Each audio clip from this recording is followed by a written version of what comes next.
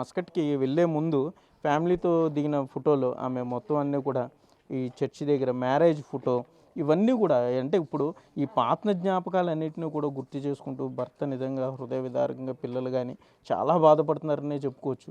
ఎందుకంటే ఎంత దారుణ పరిస్థితుల్లో కనీసం మనిషి తోడు కూడా లేకుండా ఆమె ప్రయాణంలో ఉండగానే ప్రాణాలు కోల్పోవటం, అసలు ఆమె వివరాలు తెలియక మరలా దాన్ని సోషల్ మీడియాలో పోస్ట్ చేసి సోషల్ మీడియా దీనివల్ల కానీ పోలీసులు కొంత చొరవ తీసుకోవడం వల్ల మరలా ఆమె ఇక్కడికి రావటం, అంటే ఆమె మృతదేహాన్ని అక్కడ ప్రభుత్వ ఆసుపత్రిలో ఉంచి కుటుంబ సభ్యులకి సమాచారం కూడా చేరవేశారని చెప్పుకోవచ్చు.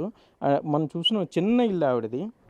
ఈ ఈ చిన్న ఇల్లు సుమారుగా 3 గదుల ఇల్లు. ఈ 3 గదుల ఇల్లులోనే మొత్తం ఈ నలుగురు కూడా ఈ జీవనం సాగిస్తూ ఉంటారు. సరే, అంటే కనీసం ఈ విదేశాలకు వెళ్తే కొంత డబ్బు సంపాదించవచ్చు, పిల్లల్ని బాగా చదివించుకోవచ్చు, మంచి భవిష్యత్తు వారికి ఇవ్వచ్చు అన్న దీని మీద ఆవిడ ఏడాది క్రితం మస్కట్ వెళ్ళడం జరిగింది. అక్కడ ఈ అరబ్ ఈ ఇళ్లలో ఈ ఏదైతే చిన్న చిన్న పనులు ఉంటాయో వంట పని వీటన్నిటిని కూడా సహకరించేదని చెప్తుంది. కానీ ఇక్కడ ఏదైతే బొంత సత్యపద్మకు సంబంధించి మనం చూస్తే కనుక మరొక కోణం వెలికి చూసిందనే చెప్పుకోవచ్చు. ఆమె భర్త చెప్తున్న దాని ప్రకారం అక్కడ కాంట్రాక్ట్ అయిపోవడం కానీ లేకపోతే ఆ పనికి సంబంధించిన ఆ పని పూర్తవడంతో అరబ్బులు ఆఫీస్కి పంపించేశారని చెప్తున్నారు. 2,10,000 రూపాయలు ఇస్తే కానీ ఆమెని భారత్ పంపనంటూ కూడా అక్కడ ఏజెంట్ ఇబ్బంది పెట్టింది. సుమారుగా 3 నెలల పాటు ఆ ఆఫీస్లోనే ఉండిపోయారని చెప్తున్నారు. అక్కడ ఇతను అప్పు చేసి ఇప్పుడు భర్త 2,10,000 రూపాయలు బ్యాంక్ అకౌంట్లో వేస్తే మరలా ఆమెని ఇక్కడ భారతదేశానికి పంపడం, ఈ మనోవేదన, అక్కడ 3 నెలల పాటు అక్కడ ఆఫీస్లోనే ఉండటం, మొత్తం కాలకృత్యాలన్నీ కూడా అక్కడే తినటం, వారు పెట్టింది తినడంతో పూర్తిగా అనారోగ్యం పాలై ఉంటుందని చెప్తున్నారు. ఆమె ఇదిగో ఈ బ్యాగ్తోనే ఆమె రావటం జరిగింది, ఇండియా రావటం జరిగింది. ఈ మొత్తం పిల్లలకి సంబంధించి అంటే అసలు ఆమె ఏమేమి తెచ్చిందనే మీద ఇప్పటికే పోలీసులు దీనికి చూడడం కూడా జరిగింది, వీరి బంధువులకు కూడా చూపించడం జరిగింది. చూస్తే కనుక ఈ బ్యాగ్లో చూడండి, పిల్లలకి ఇప్పుడు బాబు చెప్పాడు, పెద్ద బాబు చెప్పాడు కదా మనకి, అమ్మ నాకు బూట్లు తెస్తానంది అని చెప్పి, బూట్లు పిల్లలకి సంబంధించిన బూట్లు తీసుకొచ్చింది. పిల్లలకి ఈ మంచి షూ తీసుకొచ్చింది ఆవిడ. ఎందుకంటే ఇప్పుడు ఆవిడ అంత దూరం వెళ్ళి కష్టపడిందే పిల్లల గురించి కదా. చూడండి, మంచి షూ, ఇప్పుడు తను చెప్పాడు నాకు ఇవన్నీ తెస్తానందే, బట్టలు, ఇంకా ఆవిడకి సంబంధించిన మిగిలినవన్నీ కూడా ఉన్నాయనే చెప్పుకోవచ్చు. అంటే అంత సుదూరం వెళ్ళింది, పిల్లల గురించి వెళ్ళింది, తను వస్తుంది కాబట్టి ఇవన్నీ చెప్పడం కూడా జరిగింది, తెస్తున్నానని చెప్పడం కూడా జరిగింది కాబట్టి ఇవన్నీ కూడా ఈ చాక్లెట్ల ప్యాకెట్ పిల్లల గురించి. అంటే మామూలుగా ఎవరు విదేశాలకు వెళ్ళినా కూడా చాక్లెట్లు ఎక్కువగా చాక్లెట్లు తీసుకొస్తుంటారు. మన బంధువులు ఎవరు వెళ్ళినా కూడా ఈ దుబాయ్కి సంబంధించి మస్కట్కి సంబంధించిన చాక్లెట్ల ప్యాకెట్లు తెచ్చింది పిల్లల గురించి. ఇవన్నీ కూడా చూడండి, సుమారుగా 2-3 ప్యాకెట్లు ఇవన్నీ కూడా పిల్లల గురించి ఆవిడ తీసుకొచ్చింది. అంటే ఆవిడ ఎంత ప్రేమ, ఇంటికి రావాలి, ఇవన్నీ కూడా ఈ సూట్ కేసు ఇప్పుడు అన్నీ బాగుంటే ఆవిడ పిల్లల ముందు ఓపెన్ చేసేది. ఈ సూట్ కేసు ఓపెన్ చేసి ఒక పండగలాగా వీళ్ళంతా చాలా ఆనందంగా దీన్ని ఓపెన్ చేసి ఇదంతా షేర్ చేసుకునేవాళ్ళు. కానీ ఇప్పుడు పరిస్థితి చూస్తే అంటే టైము ఏ విధంగా మారిపోయింది అనేది, ఆవిడ హైదరాబాద్లో ఫ్లైట్ దిగిన తర్వాత మరలా ఆవిడ బస్సు ఎక్కి ప్రయాణం చేయడం, అంటే ఒక సర్ప్రైజ్ ఇద్దామని ఆవిడ అనుకుని ఉంటుంది, నేను అనుకోవటం. సో ఇంటికి సడన్గా వచ్చి తలుపు కొట్టి పిల్లలకి సర్ప్రైజ్ ఇవ్వచ్చు అనుకుని, కానీ విధి నిజంగా ఎంత విచిత్రమైనదంటే బస్సులో ఉండగానే ఆమె కనీసం ఆమెకు తెలియకుండానే నిద్రలోనే ఆమె ప్రాణాలు పోవటం కానీ, ఈ చాక్లెట్లు కానీ, ఈ ఆడపిల్లలకి సంబంధించి ఈ క్లిప్లు, బట్టలు తీసుకొచ్చింది, పెర్ఫ్యూమ్ బాటిళ్ళు, షూ, బట్టలు. ఇప్పుడు బాబు చెప్పాడు, ఇది అమ్మ నాకు ట్యాబ్ తీసుకొస్తానంది అని చెప్పి. ట్యాబ్ అంటే బాగా చదువుకోవాలి వీడు, వృద్ధిలోకి రావాలి. ఎందుకంటే ఇప్పుడు అందరు పిల్లలు కూడా ఫోన్స్ వాడేస్తున్నారు, మొత్తం అంతా టెక్నాలజీ ఇదైపోయింది కాబట్టి తన పిల్లలు కూడా బాగా చదువుకోవాలి, తన పిల్లలు కూడా ఎవరికన్నా కూడా తక్కువగా ఉండకూడదు. అంటే ప్రతి తల్లి కోరుకునేది అదే, అందరికన్నా మంచిగా ఉండాలి పిల్లలు అనేది ప్రతి తల్లి కోరుకునేదే.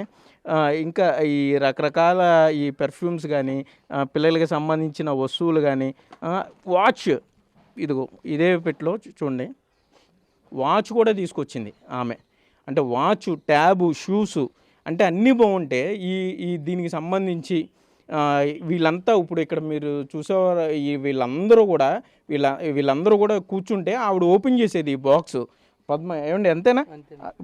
ఆవిడ వచ్చి ఇదంతా ఓపెన్ చేసేది ఈ వాచ్ నీకు, లేకపోతే ఈ బ్యాగ్ వీళ్ళకి, చాక్లెట్లు చుట్టుపక్కల వాళ్ళకి. అంతేండి అవన్నీ చెప్పిందండి.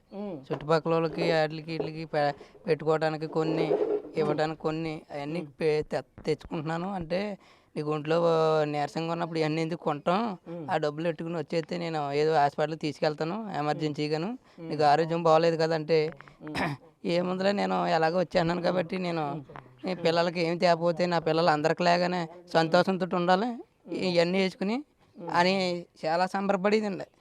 చాలా ఆనందంతో ఉండేది. కానీ అలాది ఆనందం శాశ్వతం లేకుండా వెళ్ళిపోయింది. చెప్పిందా అమ్మ నీకు ఇవన్నీ తెస్తున్నా అని చెప్పిందా? చూసావా ఇవన్నీ తెస్తున్నా అని చెప్పిందా నీకు?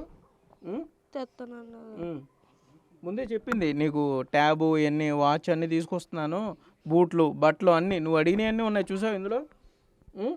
మరి ఏం చెప్పింది అమ్మ నీకు ఫోన్లో?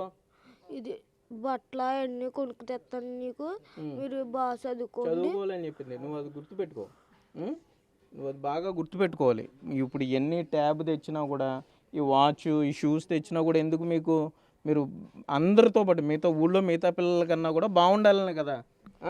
మరి బాగా చదువుకోవాలి మీరు. అమ్మ మీ గురించి ఏదైతే అంత దూరం వెళ్ళి ఇవన్నీ తీసుకొచ్చిందో, సరేనా? తమ్ముడు కూడా జాగ్రత్త చూసుకోవాలి. తమ్ముడి క్లాసు 4th క్లాస్. సరే, మనం చూస్తున్నాం ఇక్కడ అంటే తను బాగా కలుపుగోలుగా ఉండేదని కూడా చెప్తున్నారు చుట్టుపక్కల వాళ్ళు, పక్కన ఉండేవాళ్ళు. కానీ అసలు ఈ సూట్ కేసుకి సంబంధించి కానీ ఆమెకు సంబంధించి ఇప్పుడు పద్మ ఇక్కడ ఆవిడ సడన్గా ఇక్కడికి వచ్చుంటే సర్ప్రైజ్ కింద ఇవన్నీ కూడా పిల్లలకి చూపించి పిల్లల ముఖంలో ఆనందం చూడాలి అనే దాంతోనే ఆమె బయలుదేరి ఉంటుంది. కానీ చాలా విచిత్రంగా అసలు అనుకోని సంఘటన, బస్సులో ప్రాణాలు వదలటం, మరలా ఆమె వివరాల కోసం అక్కడ సంబంధించిన పోలీసులు ఇది కానీ ఈలోపు సోషల్ మీడియాలో విస్తృతంగా ప్రచారం జరగటం. నిడదవోలు కోరమామిడి ఆమె పుట్టిల్లు. ప్రస్తుతం మనం ఉన్నది మంచిలి గ్రామం, తణుకు నియోజకవర్గం, పశ్చిమ గోదావరి జిల్లాలో. ఇక్కడికే ఆమె మృతదేహాన్ని తీసుకొచ్చి కర్ణం కూడా చేయటం జరిగింది.